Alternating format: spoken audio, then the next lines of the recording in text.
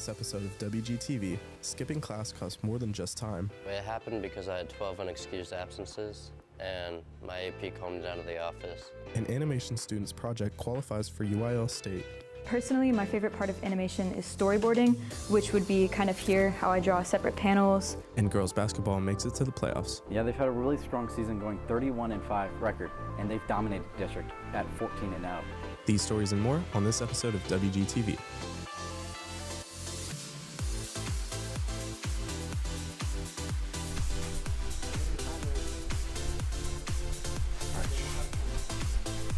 Good afternoon, everybody.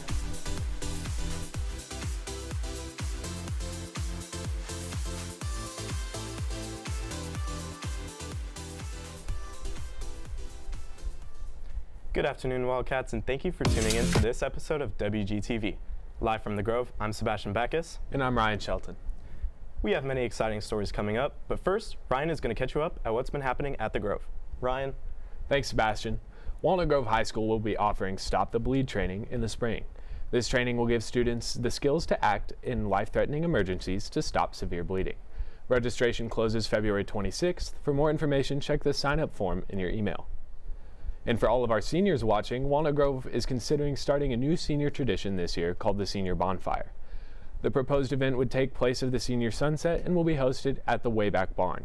For more information and to vote on the event, check your email.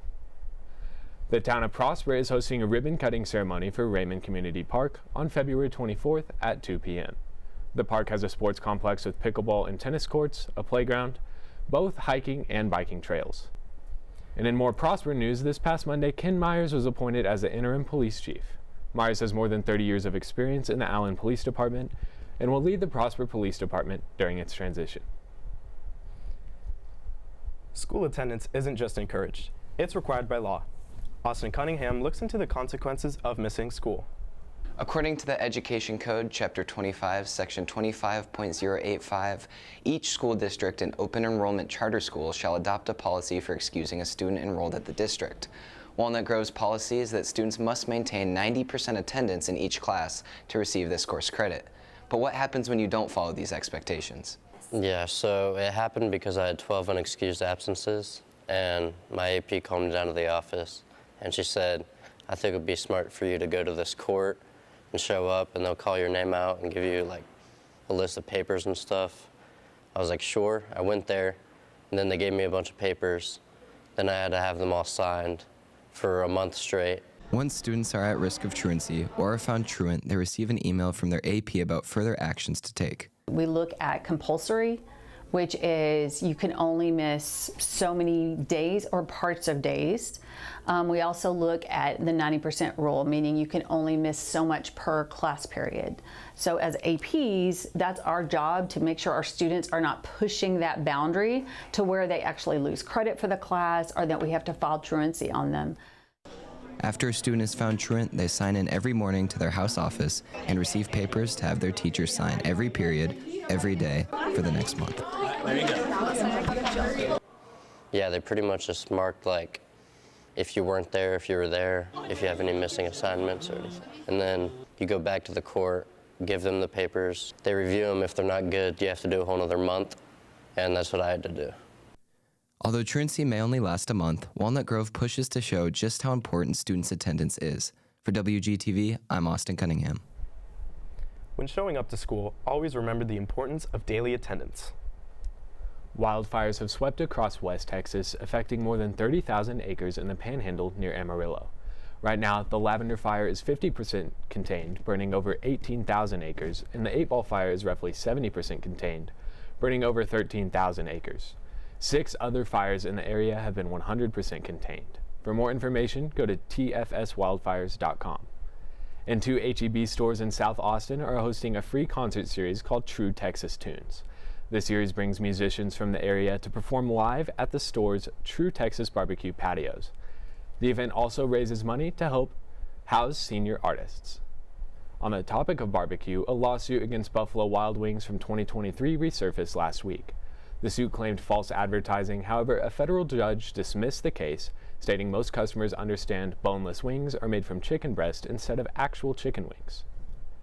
Jesse Jackson, a prominent civil rights activist, passed away in his home at age 84.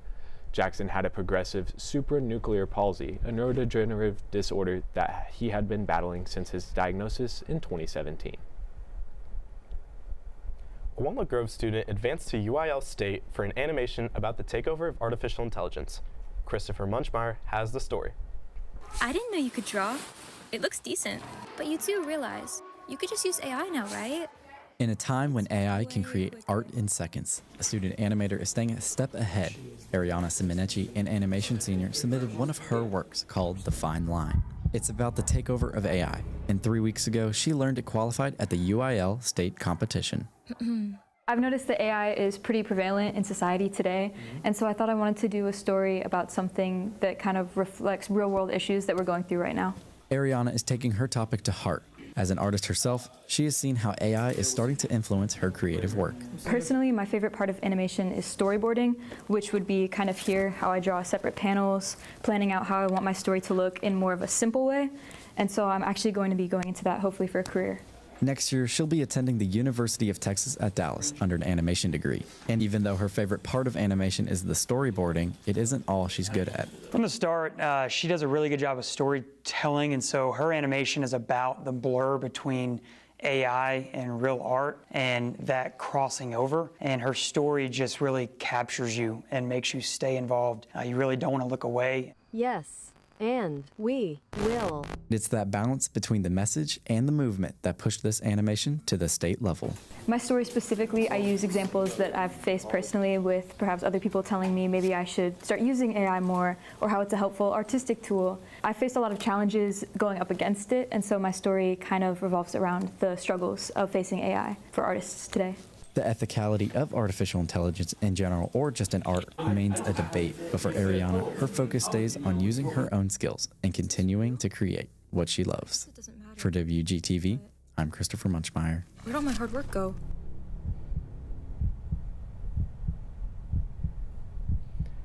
Not just the animation team is qualified for state, but 5 projects from Walnut Grove's film team are state qualified as well. They will know the results of the competition when they go to Austin next Thursday. And the film team isn't the only group making the trip to Austin. Our swim and dive athletes are also state-bound. Camilla Salinas is in studio with your sports recap. Camilla?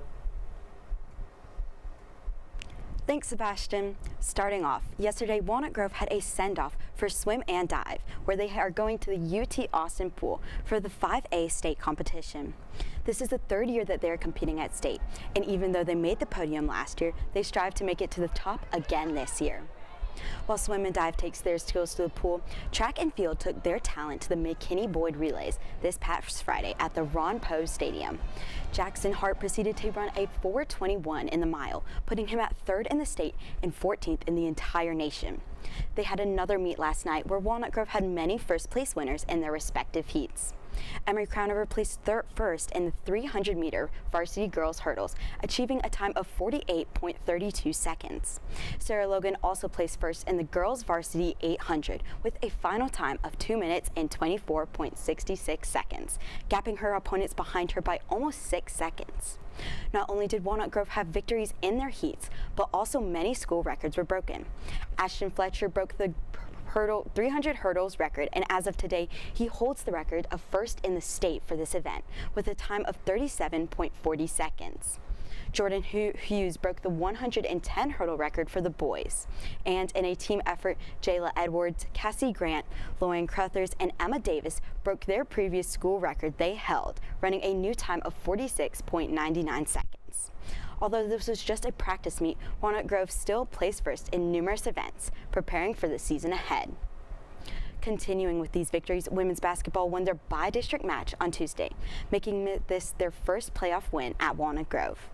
Looking into Heritage's background this season, they have an overall record of 24-13, and they are 2nd in the district. One of the losses they had was Walnut Grove on December 9th. Previously this season, as they could not catch up, Walnut Grove secured a victory 38-24. Walnut Grove is leading first in the district, currently having an overall record of 31-5. They also rank 35th in the state, proving to put up a fight in the court. This fierce rematch occurs tonight. With this high-stakes game coming up, Cruz Ingstrom and Christopher Munchmeyer are in studio for a further analysis into this matchup. Guys. Thanks, Millie. Let's talk about how Walnut Grove girls basketball made playoffs this season. Yeah, they've had a really strong season, going 31-5 record, and they've dominated the district at 14-0. They finished neck and neck at the top of the state rankings at around number 36 in Texas for the class of 5A. Their scoring, balance, and defense have shown up all season, and that consistency carried them into the postseason. Yeah, they've had some of their biggest wins against teams like Lovejoy, scoring 55-44, McKinney North 50-37, and they scored 80 points against Greenville, and their score was 16. They've kept the pressure on for every opponent that they face. Then in by-district playoffs, Walnut Grove beat Lufkin 51-31. They set the tone early with tough defense, holding Lufkin to low points in each quarter. That win showed that they can dial up intensity in big moments. Yeah, and now they've advanced and are set to face Heritage. These two teams met earlier in the season, with Walnut Grove winning that non-conference matchup 38-24. Heritage comes in with a solid 24-13 record and brings physical play, so this rematch has stakes. That's all for your game analysis. For WGTV, I'm Christopher Munchmeyer. And I'm Cruz Ingstrom. Back to you, Millie. If you would like to attend this game of the Wildcats against Heritage, it's tonight at Plano West at 6 p.m. That's all for your sports recap. For WGTV, I'm Millie Salinas. Back to you, Ryan and Sebastian. Thank you, Camilla. That's all we have for today's episode. For WGTV, I'm Ryan Shelton. And I'm Sebastian Backus. Thanks for watching, and remember, Wildcats, set the standard.